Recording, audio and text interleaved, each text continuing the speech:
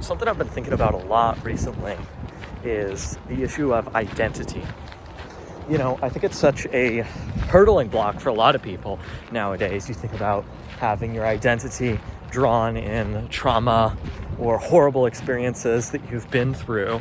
But really, I feel like in all this discussion, we've lost a lot of the positive benefits that the idea of identity can really provide, Thinking about it in my life and the ways that I'm using it and trying to embrace it as much as possible, I think of really two things that I've been picking up recently. One is going to the gym consistently. I often kind of get a chuckle from people that I know whenever I say that I literally set a 5-minute timer whenever I enter the gym, and I leave after that 5-minute timer.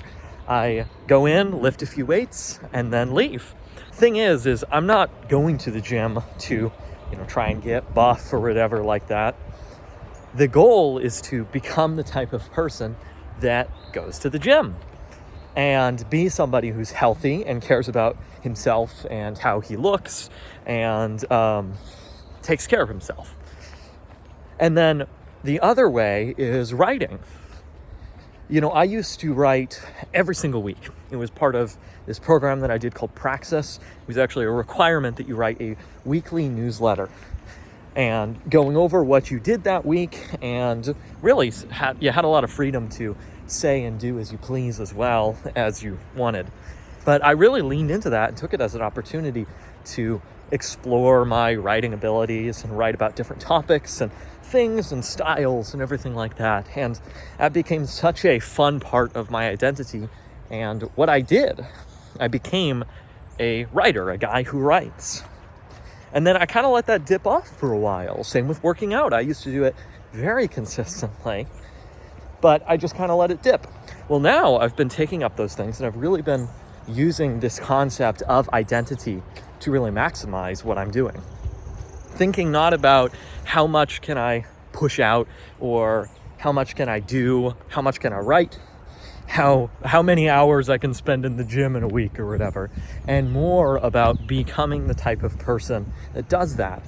Becoming a guy who goes to the gym every day. Becoming somebody who writes every single day. Because then you're a writer. Then you are a gym bro, for lack of a better term. And I think it's so valuable to use this, and I think it brings so much joy. It's also part of the reason that I love maximizing those sorts of things.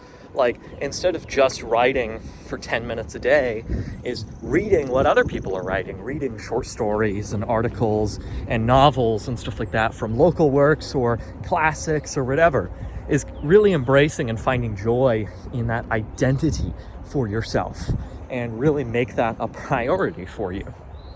But I've really been thinking about this because I've had an issue with that a lot in my life, of either finding identity in things that I really shouldn't, or failing to find identity in things that maybe I feel I should.